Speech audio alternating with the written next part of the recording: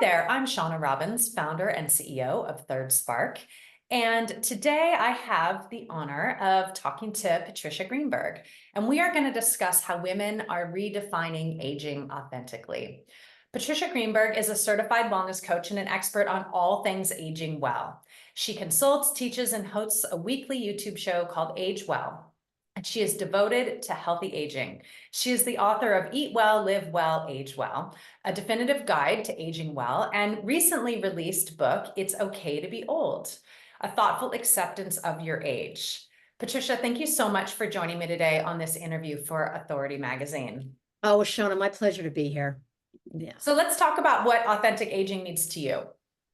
So, again, the new book, It's Okay to Be Old, is a little tongue in cheek, but what is old? What is authentic aging? Authentic aging is 100% accepting where you are today. And that, as bad as life may be, as wonderful as life may be, a lot of people throw daggers at me for this one, but 60 is not the new 40. You're 60, you're 65, you're 70, maybe you're 55. That's the reality. And it's very, very important for us to embrace that, regardless of how you look, regardless of what's going on in your life. If you're brutally honest about the age you actually are, it'll make life a lot easier, because instead of that constant fighting, which I call the anti-aging movement, is that you're constantly trying to pretend you're younger than you are, or saying, that's for old people, or I'm not there yet, or I don't have to put a plan in place. What it does is it actually upsets the apple cart for later in life, because if you're not acknowledging the age you are on every level, you're not planning for your future, and you're not thinking about that left turn that could happen down the road. And the more prepared you are for aging, regardless of what age you are today, the more relaxing and peaceful your life will be later on. So you're not facing chaos and craziness. And what do I do now when an emergency happens, whether it's medical, financial, or God forbid, losing a family member, or things fall apart, and you're at an older age and you're not ready for it. All right, I like that you lead with honesty in that, because I grew up with a grandmother who lied about her age. Yeah, of course. She always made herself younger, and she lived to be 102, but in Wow. her mind, she never accepted. In fact, we didn't even know what her real age was until we found a book that had been given to her by her mother that had her actual birthday in it.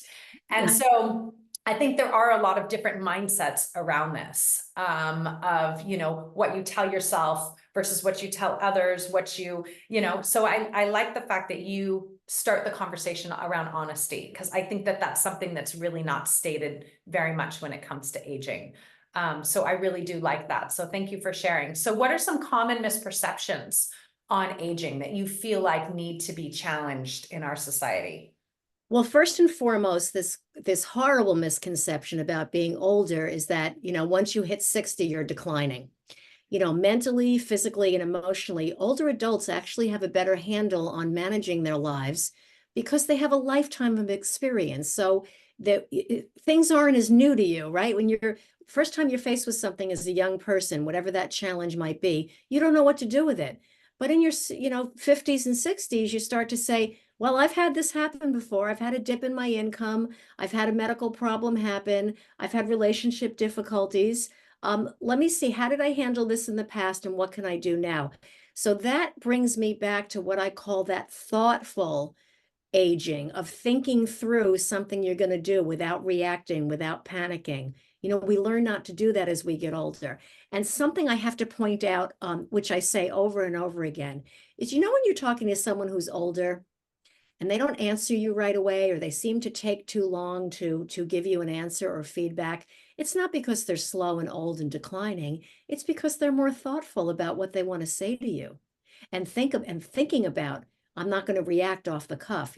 That person asked me a question, and I'm going to give a thoughtful, educated, experienced answer.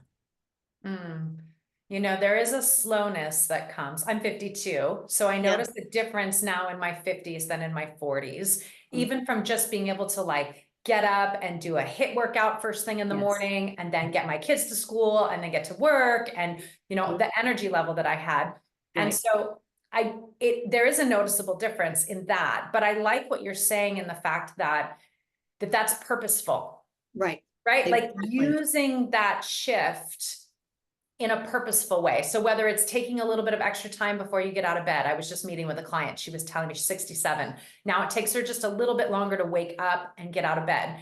Utilizing that transition in your life to actually become more mindful of your breathing, mindful of your thinking, doing a gratitude list or a prayer list or whatever the things are that bring you a sense of peace and calm, right? Again, you're hitting the nail on the head, because if you calm your body and your mind down, like you say, with meditation, with exercise, and surrounding yourself with love, whatever that means to you, you open yourself up to more endless possibilities, because you're calm and you're open and you say, okay, how can I tackle this now? How can I tackle each day with love and purpose?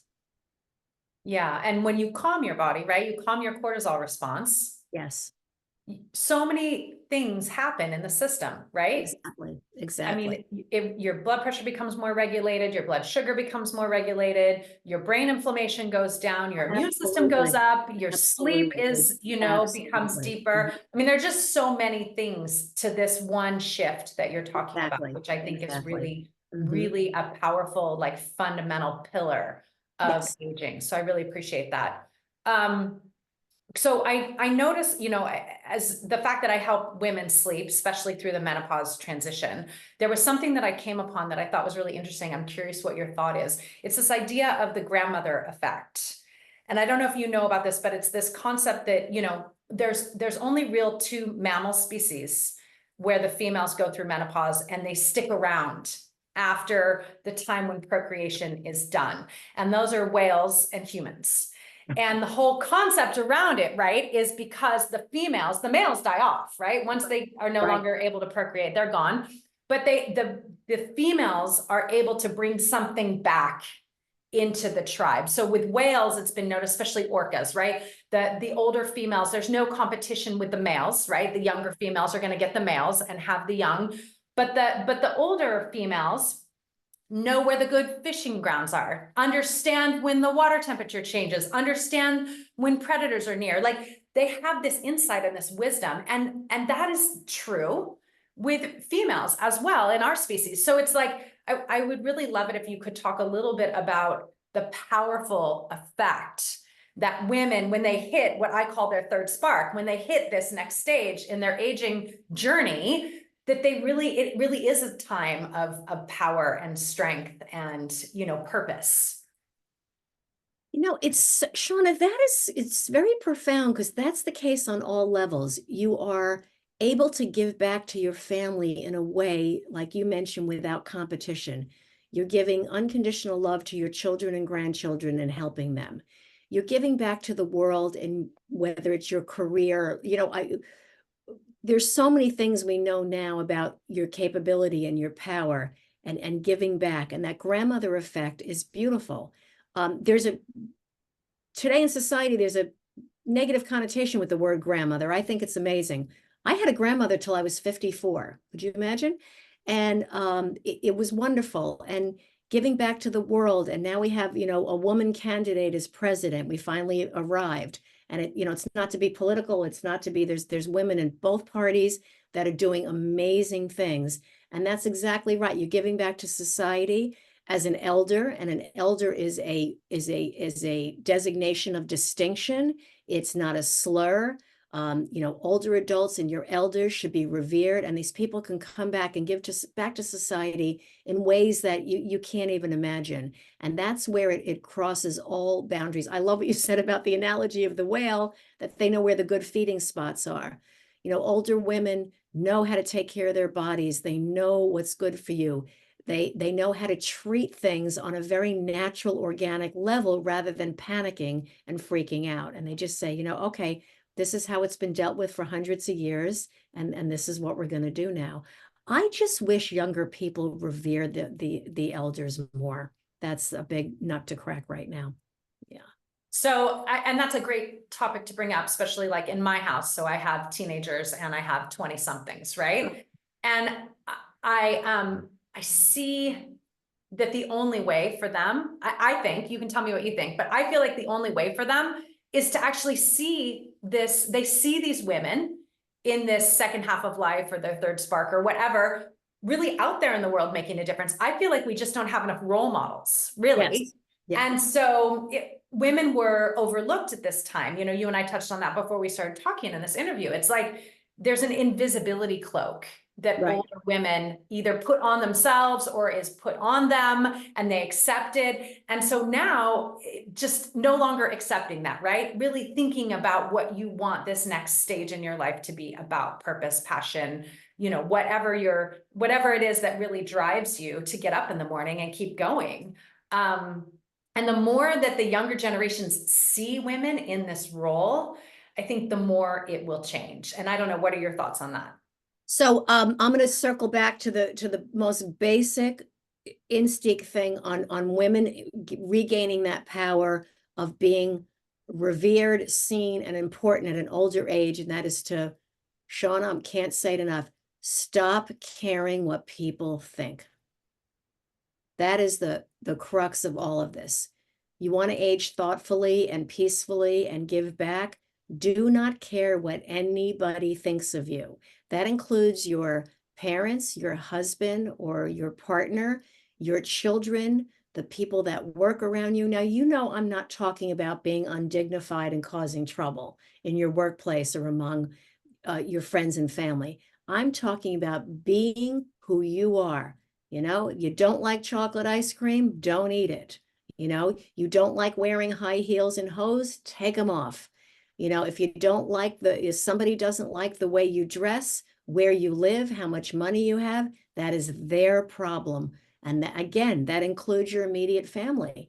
And I really think if young people, you know, children are in la la land in a wonderful way, right? They don't different. Somebody who's 30 or 60, they're all old. It's all the same. Or older, they're all adults. But when people get into their 20s and their teens, they're mindful of the different levels of aging that we go through. And when they see an older person, whether it's a family member, a friend, somebody they encounter in the workplace, at the counter buying coffee, in a store buying clothes or things, if that person just says, this is who I am, take it or leave it, that I think is the most empowering. That's the superpower. That's the magic potion internally to just say, I don't care what you think of me. It's none of my business what you think of me. And, you know, I hate to say this in terms of maybe not destroying relationships or friendships, but if it brings things to an end, so be it, because that, you know, you can't live your life for other people. That's the most painful, stressful thing that we learn now. Scientifically, it's showing that internal conflict and not being the real you can cause you to age even faster. Very important thing to know. So that, in a nutshell, be who you are. Yeah. You do you. Yeah. And that is the crux of authentic aging, right? You want to let your hair go gray, go gray. You want to quit your job, quit your job. You want to start a new thing in your life, start it. I love the idea of reclaiming freedom at this stage in the game. You know, and I also want to add that we are, even at older ages, women have historically been so dependent on their husbands. There's no male bashing here at all. It's just, and in some cases, the women embrace it, the men embrace it, and they have a beautiful life together. And in some situations, it's used as a tool or a power over someone. Women are terrified.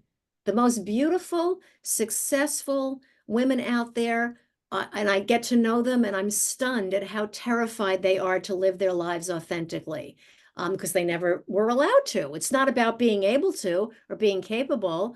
Having the Ivy League degree and everything else. They just were truly not allowed to in their life live who they wanted to be. And that, if I can reach out to every woman in the world and just say, you can be authentic, you're going to get to the other side. And if you find yourself in a dip financially, emotionally, socially, you will get to the other side. And that's what we learn with age. The sun will come out tomorrow. I promise.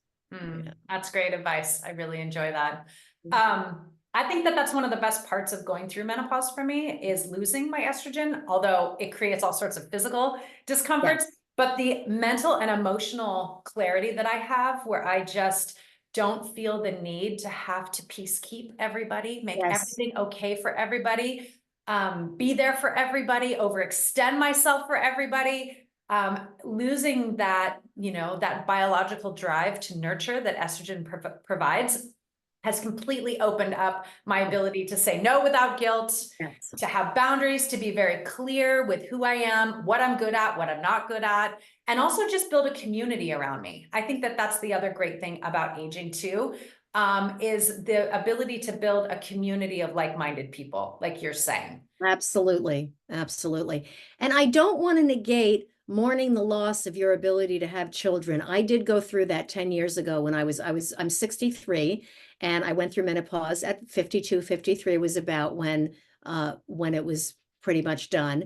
And I remember feeling so sad that I couldn't have any more children. You know, that was the one thing that came up for me, aside from the hot flashes and the not sleeping and the not feeling well. But women, please go out and educate yourself on what menopause is. Don't be afraid of it. It's a natural part of the life cycle. So one of the best things you can do for yourself is learn what it is, what it potentially can do, and like Shawna says, how does it empower you to make the rest of your life fabulous?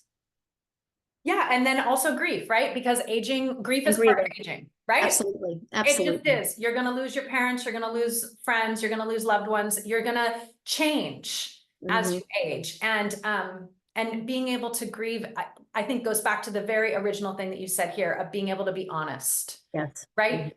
Honest through grief, honest with yourself, honest with others, and giving yourself that grace Right. to be able to grieve whatever the transition is that you're going through is really, really important.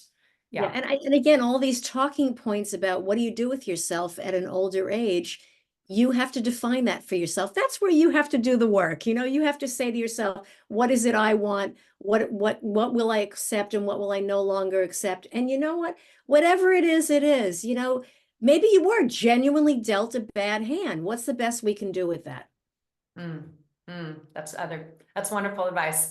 Okay, Yeah. so how can people find you? How can men and women find you? I know you have a YouTube show, you have books. Yes, you can find me on YouTube. It's Patricia Greenberg, and the show is called Age Well. And my website is make it really easy for everybody. It's patriciagreenberg.com.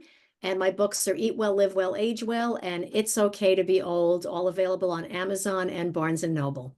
Fantastic. Thank you so much for joining me today. Donna, thank you so much for having me. It's a wonderful conversation and to be continued. There's so much more to Absolutely. talk about. Mhm. Absolutely. Thanks, Patricia. Thank you.